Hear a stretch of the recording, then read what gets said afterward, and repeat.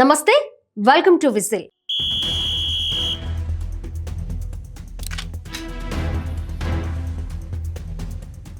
ఆందోళనను ఎలా ఎదుర్కోవడమో తెలియని వాళ్ళు చిన్న వయసులోనే చనిపోతారు.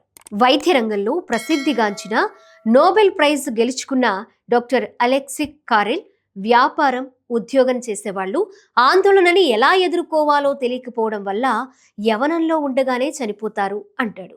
ఈ మాట గృహిణులకి, పశువుల డాక్టర్లకి, తాపీ పనివారికి, మీకు, నాకు కూడా వర్తిస్తుంది. మానసిక ఆందోళన గురించి వైద్యుల దగ్గరికెళ్లే రోగుల్లో 75% మంది ఆందోళన నుంచి, భయాల నుంచి బయటపడగలిగితే తమంత తామే రోగాల్ని నయం చేసుకోగలుగుతారు. పంటి బాధ ఎంత వాస్తవమైందో వాళ్ళ అనారోగ్యం కూడా అంతే వాస్తవం. ఒక్కోసారి అది పంటి బాధ కన్నా 100 రెట్లు ప్రాణాంతకమైంది. నరాల బలహీనత వల్ల కలిగే అజీర్ణ వ్యాధి, కడుపులో అల్సర్, గుండె జబ్బులు, నిద్ర పట్టకపోవడం, కొన్ని రకాల తలనొప్పులు, ఇంకా కొన్ని రకాల పక్షవాతాల గురించి భయం వల్ల ఆందోళన కలుగుతుంది. ఆందోళన వల్ల ఒత్తిడి, నరాల బలహీనత కలుగుతాయి. అది కడుపులోని నరాలపై ప్రభావం చూపడం చేత కడుపులో ఉండే జీర్ణకోశ ద్రవాలని మారుస్తుంది. మామూలుగా ఉండవలసిన కడుపులో మార్పు రాగానే అల్సర్లు బయలుదేరతాయి. నర్వస్ స్టమక్ ట్రబుల్, నరాల బలహీనత వల్ల వచ్చే ఉదర సంబంధమైన సమస్యలు అనే పుస్తకాన్ని రాసిన డాక్టర్ జోసెఫ్ ఎఫ్ మాంగిట్ కూడా దాదాపుగా ఇదే అంటాడు. మీరు తినే ఆహారం వల్ల మీ కడుపులో కురుపులు రావు. మిమ్మల్ని కబళించే ఆందోళన వల్లే మీకు అల్సర్లు వస్తాయి. అల్సర్లు తరచూ మన మనసులోని భావావేశాల ఒత్తిడిని బట్టి కొండంత దానికి భగ్గుమని ప్రకోపించడం లేదా లోయలా ఉన్నప్పుడు అణగారిపోవడం జరుగుతూ ఉంటుంది. మేయో క్లినిక్ ఉదర సంబంధమైన వ్యాధులతో బాధపడే వేల మంది రోగులపై జరిపిన పరిశీలన ఈ వాక్యాల్ని బలపరుస్తుంది. 80% రోగుల్లో ఆందోళన, ద్వేషం, మితిమీరిన స్వార్థం, వాస్తవిక జగత్తుతో పొత్తు కుదరకపోవడం, ఆ వ్యాధికి సంబంధించిన శారీరకమైన కారణాలేవీ కనిపించలేదు. భయం వల్ల పొట్టలో అల్సర్స్ వస్తే ఒక్కోసారి ప్రాణాపాయం కలుగుతుంది. మన దేశంలోని వ్యాపార సంస్థల్లో పనిచేసే కార్యవర్గ సభ్యులు 45 ఏళ్లు కూడా నిండక ముందే గుండె జబ్బులతోనూ, అల్సర్లతోనూ, అధిక రక్తపోటుతోనూ తమ శరీరాలను నాశనం చేసుకుంటున్నారు. సాఫల్యం వెల ఎంత? పైగా వాళ్ళు సాఫల్యాన్ని కొనుక్కుంటున్నారా అంటే అది లేదు. వ్యాపారంలో ముందుకు పోవడానికి పొట్టలో అల్సర్స్ ని, గుండె జబ్బుని కొని తెచ్చుకుంటున్న వ్యక్తి విజయం సాధించాడని అనగలమా? ఒక వ్యక్తి ప్రపంచాన్నంతటినీ జయించినప్పటికీ తన ఆరోగ్యాన్ని కోల్పోతే ఏంటి లాభం?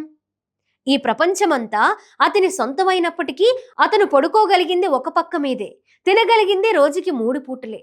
కొత్తగా పనిలో చేరిన వ్యక్తి కూడా ఆ పని చేయగలడు. అంతేగాక పెద్ద పదవిలో ఉన్న బిజినెస్ ఎగ్జిక్యూటివ్ కన్నా బహుశా హాయిగా నిద్రపోగలుగుతాడు, భోజనాన్ని చక్కగా ఆస్వాదించగలుగుతాడు. ప్రపంచంలోకెల్లా ఎంతో పేరు సంపాదించుకున్న ఒక పారిశ్రామికవేత్త కెనడాలోని అడవుల్లో విహారయాత్రకి వెళ్లి హఠాత్తుగా గుండె ఆగి చనిపోయాడు. లక్షల కొద్ది డాలర్లు సంపాదించిన ఆ వ్యక్తి తన 50వ ఏట కన్నుమూశాడు. బహుశా వ్యాపార విజయం సాధించడానికి అతను తన జీవితంలోని ఎన్నో ఏళ్లు పణంగా పెట్టాడు. మన దేశంలోని ఆసుపత్రిలోని సగం పైగా బెడ్స్ నరాల దెబ్బతిన్న రోగులతో నిండి ఉన్నాయనే వార్త చనిపోయాక వాళ్ళ నరాల్ని శక్తివంతమైన మైక్రోస్కోప్ కింద పరీక్షించి చూసినప్పుడు అవి గొప్ప కుస్తీ ఆటగాడు నరాలంత ఆరోగ్యంగా కనిపించాయి. శారీరకంగా నరాలు క్షీణించిపోవడం వల్ల వాళ్ళకి నరాల జబ్బులు రాలేదు. ఎందుకు పనికిరాని వారమనే భావన, నిరాశ, నిస్పృహలు, ఆందోళన, చింత, భయం, ఓడిపోయామన్న భావం, నిరుత్సాహం వాళ్ళని ఆ స్థితికి తీసుకువెళ్ళాయి. డాక్టర్లు చేసే అతిపెద్ద పొరపాటు ఏంటంటే వాళ్ళు రోగుల మనసుల్ని బాగు చేయడానికి ప్రయత్నించకుండా శరీరానికి మాత్రం బాగు చేయడానికి ప్రయత్నిస్తారు. కానీ శరీరము, మనసు వేరువేరు కాదు. వాటికి విడివిడిగా వైద్యం చేయకూడదు అన్నాడు ప్లేటో. వైద్య శాస్త్రానికి ఈ నిజాన్ని గ్రహించేందుకు 2300 సంవత్సరాలు పట్టింది.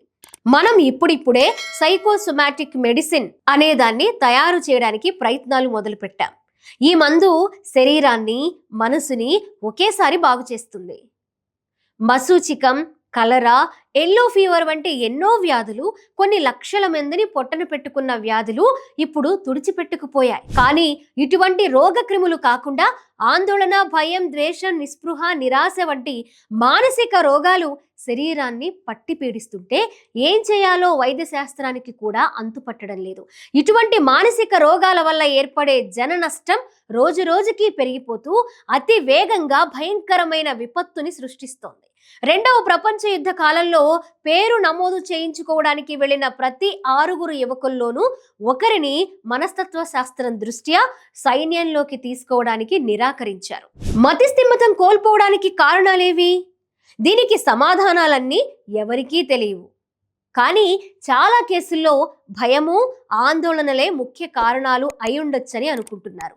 ఆందోళనతోనూ బాధతోనూ పీడించబడే వ్యక్తి ఈ క్రూర ప్రపంచంలో ఎదురయ్యే వాస్తవాలని భరించలేక తన చుట్టూ ఉన్న ప్రపంచంతో తెగతెంపులు చేసుకుని తను సృష్టించుకున్న స్వప్న లోకంలోకి నిష్క్రమిస్తాడు. ఆ విధంగా అతని మానసిక ఆందోళనకి పరిష్కార మార్గం లభిస్తుంది. డాక్టర్ ఎడ్వర్డ్ పోడోల్స్కీ రాసిన పుస్తకం పేరు stop worrying and get well.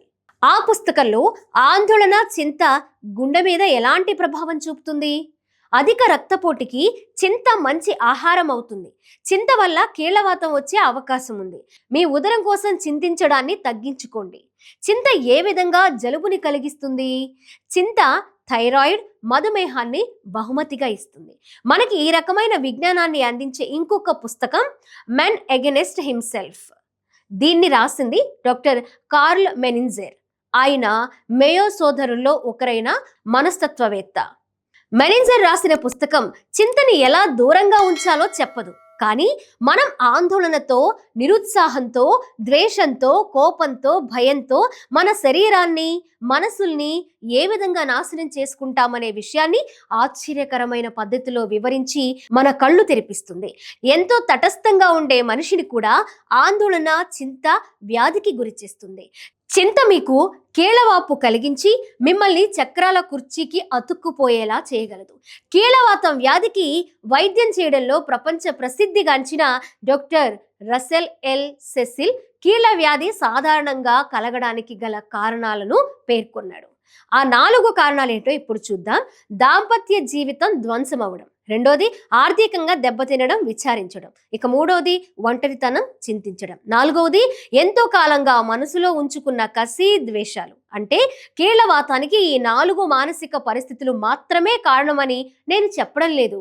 కీళ్లవాతంలో చాలా రకాలున్నాయి, వాటికి వేరువేరు కారణాలు కూడా ఉంటాయి. కానీ సామాన్యంగా కీళ్లవాతం అనే వ్యాధిని కలిగించే పరిస్థితులు డాక్టర్ రఫెల్ ఎల్ సెసిల్ చెప్పిన ఈ 4 కూడా ప్రధాన కారణాలు.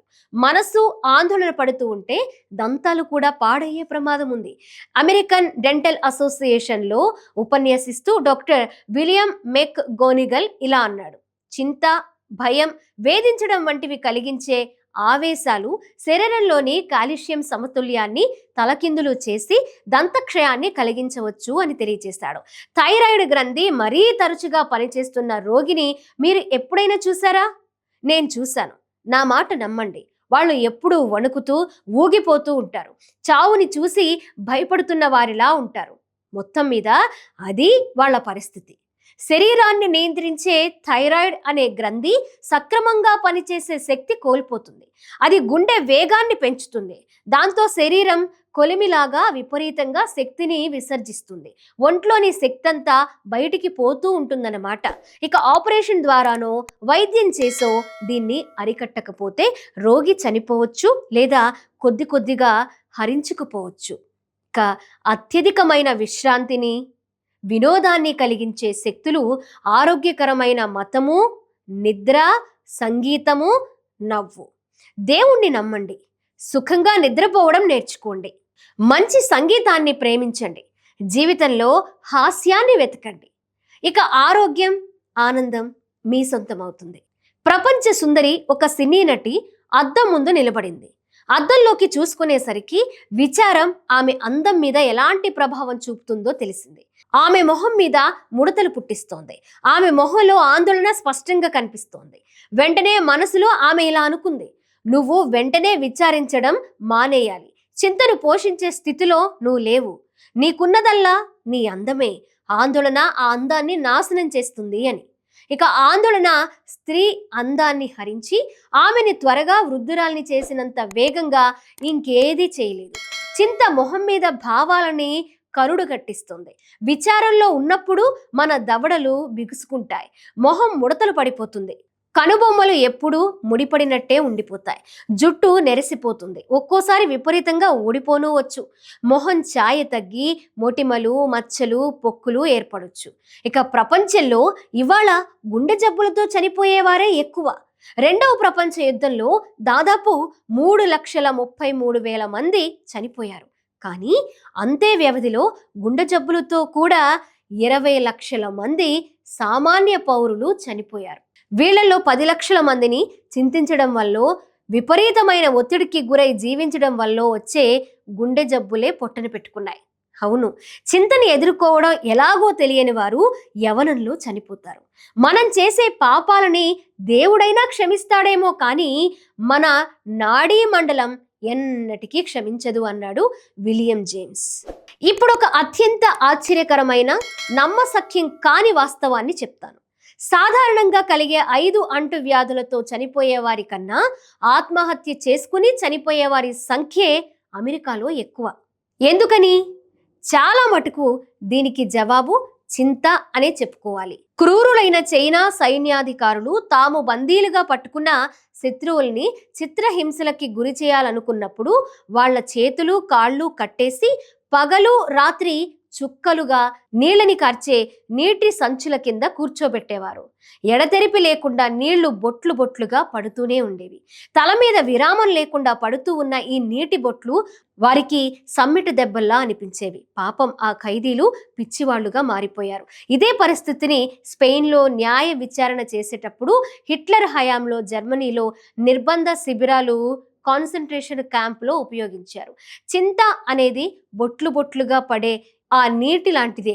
అలా నిరంతరం బొట్లు బొట్లుగా పట్టి పీడించే ఆందోళన మనుషుల్ని పిచ్చివాళ్ళని చేసి ఆత్మహత్యకి కూడా పురిగొల్పుతుంది.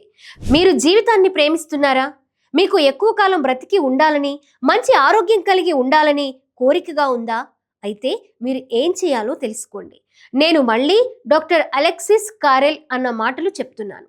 ఆధునిక నగరాల్లోని అల్లకల్లోల మధ్యన ఉంటూ కూడా ఎవరైతే తమ మనసులని ప్రశాంతంగా ఉంచుకోగలుగుతారో వాళ్ళ దరిదాపుల్లోకి నరాల జబ్బులు ఎన్నటికీ రావు. ఆధునిక నగరాల అల్లకల్లోల మధ్యన ఉంటూ మీరు మీ మనశ్శాంతిని కోల్పోకుండా ఉండగలరా? మీరు మామూలు మనిషి అయితే మీ జవాబు ఉండగలను అవుతుంది. ఆ మాటని మీరెంతో నొక్కి చెప్పగలుగుతారు. మనసులో చాలా మందికి మనం అనుకునేదానికన్నా ఎక్కువ మనోబలమే ఉంటుంది. మనం ఎన్నడూ ఉపయోగించుకొని అంతర్వనరులు మనలో చాలానే ఉంటాయి. వాల్డెన్ అనే అజరామమైన తన పుస్తకంలో అమెరికా తత్వవేత్త థోరో అన్నట్లు, ప్రయత్నపూర్వకంగా శ్రమించి తన జీవితాన్ని ఉన్నత స్థాయికి తీసుకువెళ్ళగలిగే సామర్థ్యం మనిషిలో తప్పకుండా ఉంటుందన్న నిజం ఒక్కటే నాకు తెలుసు. ఇంతకన్నా ప్రోత్సాహకరమైన నిజం ఇంకొకటి ఉందని నేను అనుకోను. తన కలలు తీసుకువెళ్లే దిశగా మనిషి ముందుకు సాగి తను ఊహించుకున్న జీవితాన్ని అందుకోవడానికి ప్రయత్నిస్తే మామూలుగా ఎవరూ ఎదురు చూడని విజయాన్ని అతను సాధించగలుగుతాడు. ఈ వీడియోలో డాక్టర్ అలెక్సిస్ కారెల్ మాటలని మళ్ళీ ఒకసారి చెప్తాను. చింతని ఎలా ఎదుర్కోవాలో తెలియని వాళ్ళు యవనంలోనే చనిపోతారు. ఏ రోజుకు ఆ రోజు జీవించండి. భవిష్యత్తు గురించి ఆందోళన పడకండి. నిద్రా సమయం అయ్యే వరకు జీవించండి. ప్రతి రాత్రి నా సమస్యల్ని పరిష్కరించుకోలేకపోతే జరగబోయే పెద్ద అనర్థం ఏంటి అని మిమ్మల్ని మీరు ప్రశ్నించుకోండి. అవసరమైతే ఆ అనర్థాల్ని స్వీకరించడానికి సిద్ధపడండి. ఇక జరగబోయే అనర్థాల్ని మెరుగుపరచడానికి శాంతంగా ప్రయత్నించండి. ఆందోళన వల్ల ఆరోగ్యం దృష్ట్యా మీరు ఎంత పోగొట్టుకోవలసి వస్తుందో ఒకసారి గుర్తు చేసుకోండి. ఆందోళనని ఎలా ఎదుర్కోవడమో తెలియని వాళ్ళు చిరుప్రాయంలోనే చనిపోతారు.